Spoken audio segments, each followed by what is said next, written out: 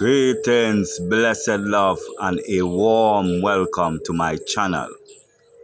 This is I Am I, Life and Light Productions.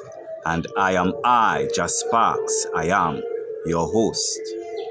Today's topic is one of controversy that when many hear of it, some it just don't fit well with them. And that topic is woman, submit, or wives, submit thyself to thy husbands as to Christ. You see it?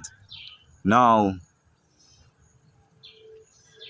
I want to go forward a little bit, to some years ago when I was meditating and I had just come from one of my elder brethren them who I used to chill with.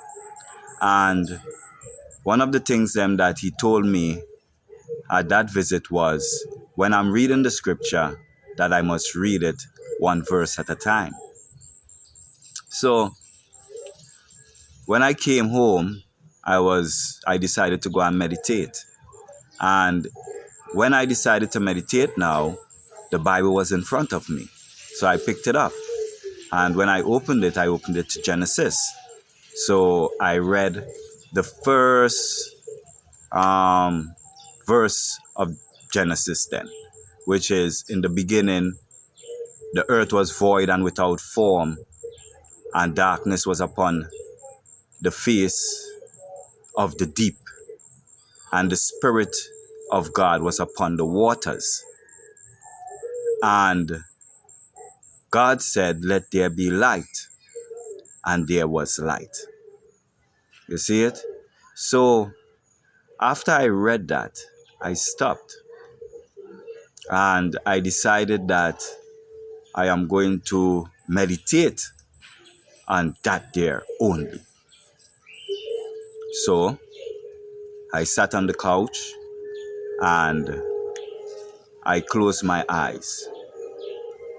And I said, "Father, give I the meaning of this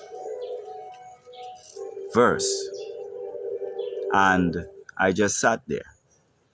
My eyes closed, and I decided to say some psalms, because, I knew quite a few, so I was willing to sit there for a while, So as I sat there, all of a sudden, I started to feel breeze blowing on my face. Blowing on my face. Then, in my mind, with my eyes closed, the little sparkles of light that you see when your eyes are closed, I start to see it extended into lines. And it felt like I was traveling at a high speed, moving, and I'm going. And as I'm experiencing this, I didn't open my eyes. I kept my eyes closed. And then all of a sudden I stopped. And when I stopped now, I was in this dark tunnel. It seemed like a cylinder, but dark, to the point that I can't even see in front of me. All I saw was darkness, but the awareness of the tunnel was there with me. So I was aware that it was some sort of a tunnel, Then I got an urge to look to my left. So when I looked to my left, I saw water coming. And as the water flowed up the tunnel, coming towards me, I realized that the Spirit of God was on the water coming. And the Spirit of God looked like just lights. And as it passed me, I followed it, and it went to the right. So as it passed me, I looked from the left, to the right, following it, you know? And when I turned to my right, I saw this orb, like a circle, like a spear. But it didn't have no sort of movement, no sort of life in it or anything like that. You see it? And then the water hit the egg or hit this thing, and light came. And when the light came the understanding with it. And what the understanding said was, in the beginning was the sperm, which is the water with the Spirit of God upon it, and the egg that is in the womb of woman, which is void and without form. And when those two connect, it creates light. And that light is life, the life of mankind. And in 6 days from the conception of that light, the whole universe and everything is created within that egg. You see it? And on the 7th day, creation rest, meaning it enters into a Sabbath. Because it only takes 6 days for the universe, including man, male and female, to be created within that egg. You see it? And in continuance, the body is formed and shaped till it's time for the mother to push it out into the world. Now, that was the understanding that came to me in that vision. To the point that I even understood the other chapter when it speaks about Adam sitting before all the animals that were created and named them all, but to Adam wasn't given to him, a partner or a mate or whatsoever. And God put him to sleep and take the rib from him and created woman to be his helper. You see? Now, if you examine the stories then, you'll realize that the first story is God created man, male and female. Both of them, or created he both of them. Then in the next chapter, it speaks about Eve being created for Adam. And Eve was said to be the wife of Adam, who is the husband. Now, it is said also that Eve is the weaker vessel. Now, when I look at these things, I really just think within myself. Because if Eve is supposed to be the female man, right, which they call woman, right, the female man couldn't be the weakest vessel to me. Because the female man has the responsibility of first teaching the children or the new generations that are born. She is the one with them. She is their first teacher. So if she be the weaker vessel, why would the Creator, all knowing, all intelligent, place that charge in the weaker vessel's hand? I don't see it. But I guess that's just me. But anyway, I said all this to say, when you're speaking about women submitting themselves to their husband, this is something that you have to look within. As I say, it is not things that are outside. You see it?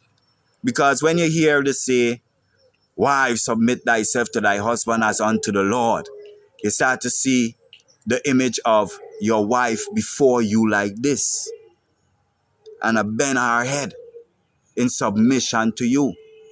But that's not what it means. What it means is that your wife or the woman is your body, and the man is the mind or the head of the body, or Christ, which is head of the church, which is the body. You must have your wife, which is your body, in full subjection to your husband, which is your mind, which is Christ, as to Christ. That your actions, your behavior is in alignment with your mind of perfection. And only in that way can you be that way with others. You have to first submit yourself to yourself and understand life and the meaning of it. You see it, my people? So, in doing so, you submit all your emotions, all those sensations in your body, that negative, that cause you to outburst, that brings you to anger, brings you to sadness and all these negative feelings. You must have those things submitted to your mind. You see it? So your mind rule over that. You see it? And in doing so now, you place your wife in submission to your husband, which is the head of your body. The mind is the head of the body. And that is what it means. And when you want to extend it outside, in the world today, as how they say man and woman, husband and wife. The wives, submit thyself to the husband in all reverence. But they don't tell you what the husband must do. It says the husband must love the wife as how Christ loved the church, giving his life for his wife. So if a man giving his life for his wife, that means he ain't gonna raise his voice against her. He ain't gonna speak down to her in no sort of way. He will always be there to uplift her. He will protect her in every way, shape, and form. Likewise, that is what the woman will do to her man. For if the woman served the man as how she would serve Christ, she will be in all diligence to do what she's supposed to do to be in the order of Christ. You see it? To be in the order of doing what is necessary in the relationship. You see it? So, this is my reasoning on the topic of wives submitting themselves to their husband. It goes hand in hand. As the wife submit herself, the husband lay down his life. You see it? So it's nothing about anyone being in dominion over another. But rather, everyone have their mind in dominion over their body.